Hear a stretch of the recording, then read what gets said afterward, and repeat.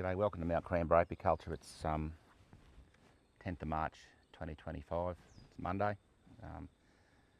Just want to do a bit of a video here, just a quick catch up on what we've been doing here. The last week's been pretty intense, just dealing with the effects of tropical Cyclone Alfred, which hit the east coast of Queensland just about 2 hours north of us up here. So in terms of effect on us, wasn't too bad. We had a largish type flood, which is pretty normal for here this time of year.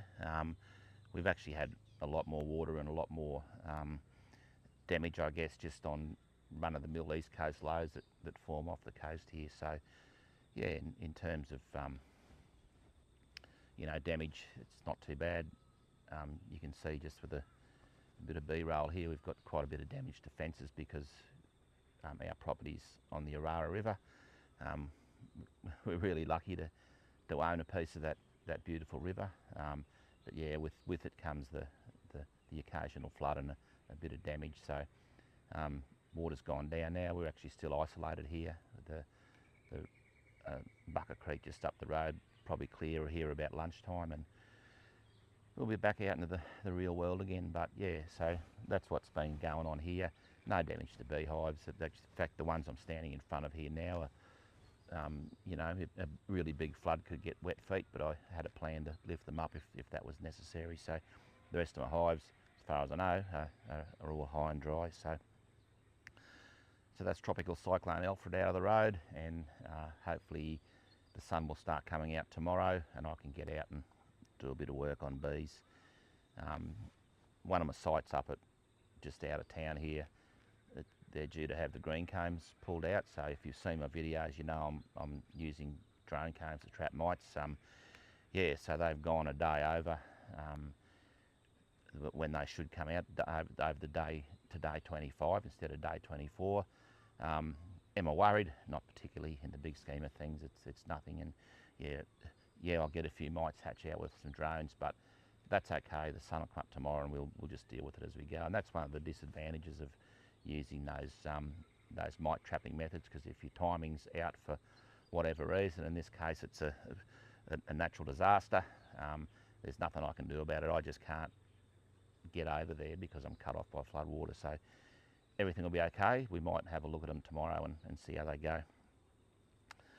What else have I been doing? A couple of weeks ago I went down to a little place in Victoria called Benalla, and I did a queen bee breeding workshop down there, run by a lady called Jodie Gertz, Dr. Jodie Gertz, who I've known her for quite a while, and I just was keen to do it wasn't just a basic queen breeding course. It was a bit more advanced and a bit more work in relation to genetics and just to get me focused a little bit on improving my bees with varroa here now. So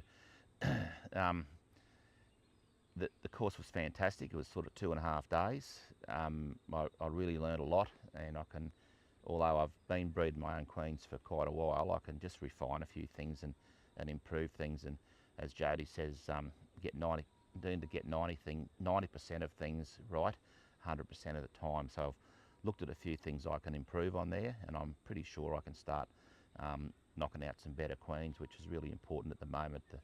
Just your genetics of your bees helps with varroa, and I'm not talking about breeding for resistance. I'm just talking about breeding better bees, just disease-free, non-adversarial, just nice gentle bees that are disease-free that I can use for my workshops and just have nice healthy bees that can a better place to take on varroa. So would I recommend Jodie's courses? Absolutely, they're fantastic. So she does an introductory one to queen breeding for people that have never done it before, and also the advanced one. So I'm going to leave some information in the notes down below on how to contact Jodie.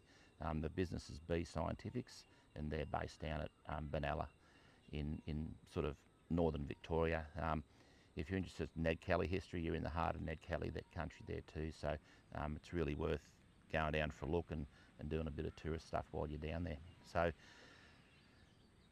that's the queen bee breeding course. The other thing I've done about a week ago, about a fortnight ago now, was the TOCAL, the New South Wales DPI Pest and Diseases course. So I have done that course before, but it's a bit of an update, and of course there was a lot more emphasis on varroa. So Kelly Lees and Rod Burke ran that course, and there was quite a few beekeepers from the Northern Rivers up there. You know, smaller commercial people like me, and quite large commercial beekeepers, and also a few hobbyists. So it was really well worthwhile. It was a good refresher, and yeah, would I recommend doing that? Absolutely. You really got to be on top of your pests and diseases, and if you're not on top of varroa, then yeah, you're not going to keep going too much longer in this game. So once again, I'll put information about the TOCAL Pest and Diseases course down there. This was a freebie, but yeah, you can enrol in the ones at TOCAL and do them as well. And if you just keep an eye out, sometimes they do throw in a free one when there's funding available, so it's well and truly worthwhile doing.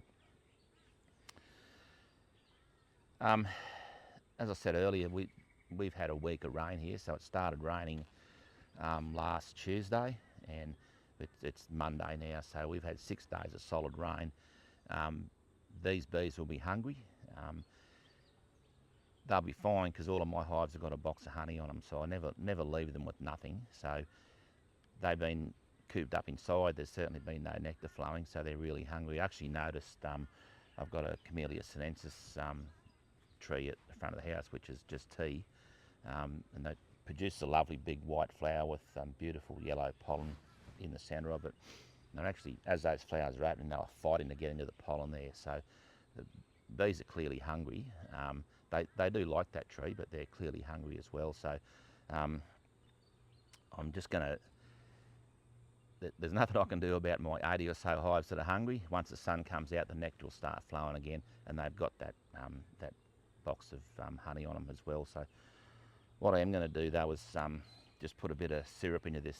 I've got a cell starter here, so on the back of that queen bee breeding course, I want to do a few rounds of queens coming into the end of the season. So I've got a hive here. I'm going to throw some pollen in it, and I'm going to throw some syrup in it. They've already had about 10 litres. They're going to get another 2.5, 3 litres today. So we'll just go through that process of how I'm going to feed this hive and boost it up to a point where I can put some cells in it and get some queens. Yeah, so let's hop into that now before it starts raining again, and we'll just show you how this cell starter works, and we'll probably do a few more videos on it as we go. So this is our cell starter setup.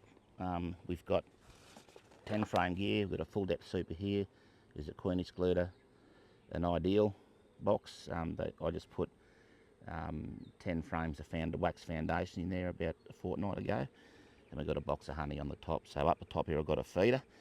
So the purpose of today is to just refill this feeder. I've also got some pollen substitute we're going to put up here as well, just to give them a bit of a boost. I can see pollen coming in on those bees, so yeah, I don't think they're doing too bad at the moment. They're clearly finding some sort of pollen from somewhere, but this pollen sub will help them out a bit. So anyway, let's have a look in here and see how they're going.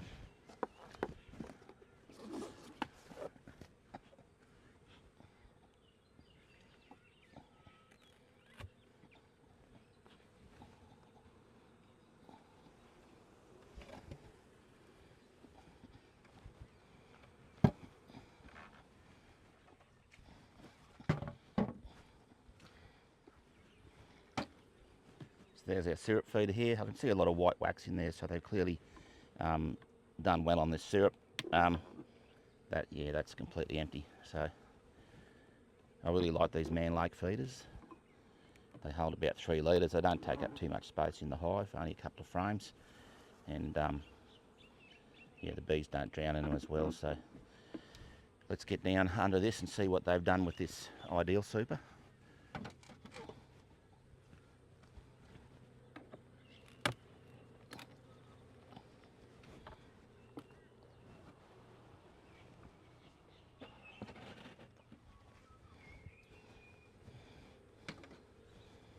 And at first glance looks like they haven't done much. It's a bit of a look here. Nothing going on there. There they are. They are starting to work on that. Yeah, there's a bit of foundation being drawn there, so that's good. So we'll just keep feeding these with syrup, and yeah, hopefully we'll be able to do a graft in here shortly. I can see lots of bees down in that brood box, so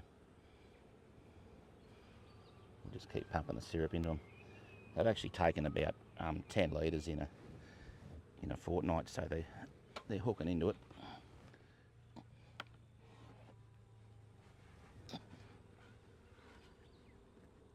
I reckon by the weight of that honey super, they've put most of that syrup into these frames up here, so that's okay. Once it's full, they might start on those ideal ones. Bucket of syrup here.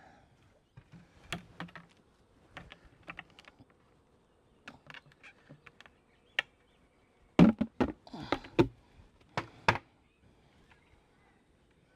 your bucket of syrup, 1:1 white sugar to water by volume. So I just did a 3 kilo bag of sugar. Usually takes about 3 litres of water, and that's about the right mix. So let's fill this fella up.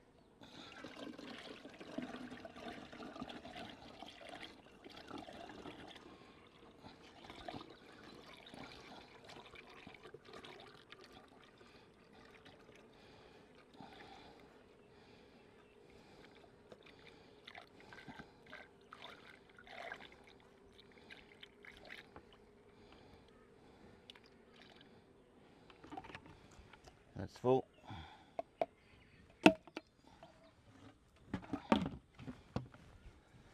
So yeah, the purpose of that syrup is just to stimulate brood production, and to get them to draw that ideal super as well, which they're just starting to do now. So yeah, hopefully in a week or so I'll be able to do a graft in here. I'm also going to put some more seal brood in there just to boost the young bee numbers, to draw some cells.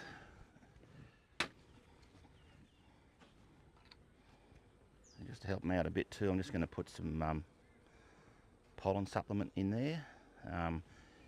Not too sure how they'll go with that. They should take it up. They're pulling pollen in, so they should see that and start want to use it.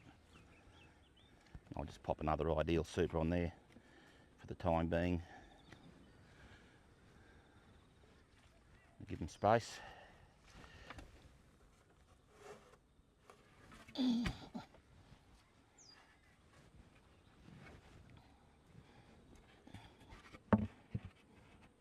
Lid on and we're done.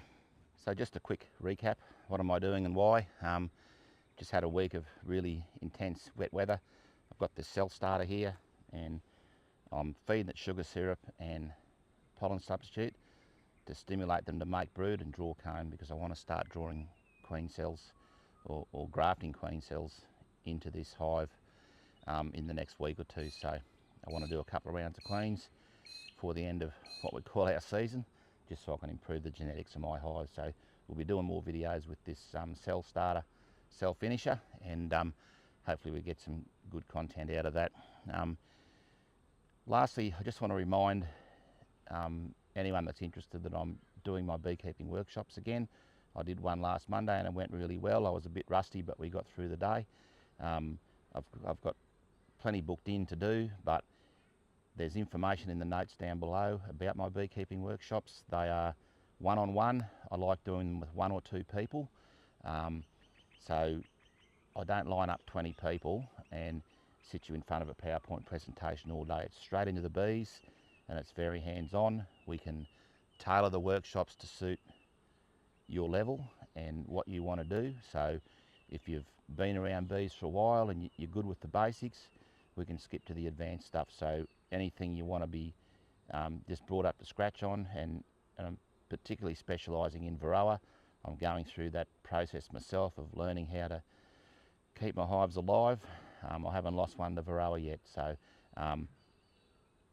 if you're interested in doing a workshop, give me a call, 0459 066 297. You can send me an email, glenn@araravalleyhoney.com.au, or you can just hit me up in the messages down below, or Messenger. There's 1,000 ways to contact me. I'm really easy to find. So yeah, there'll be information in the notes down below. So if you're interested in doing a one-day workshop, I think they're really good value, and I've never had anyone complain about the outcome they've had. So yeah, I'm really looking forward to getting started with the workshops again, and helping people out again. So that's about it for today. So thanks for watching the video, and hopefully when the weather clears up, we'll be doing a few more regular videos.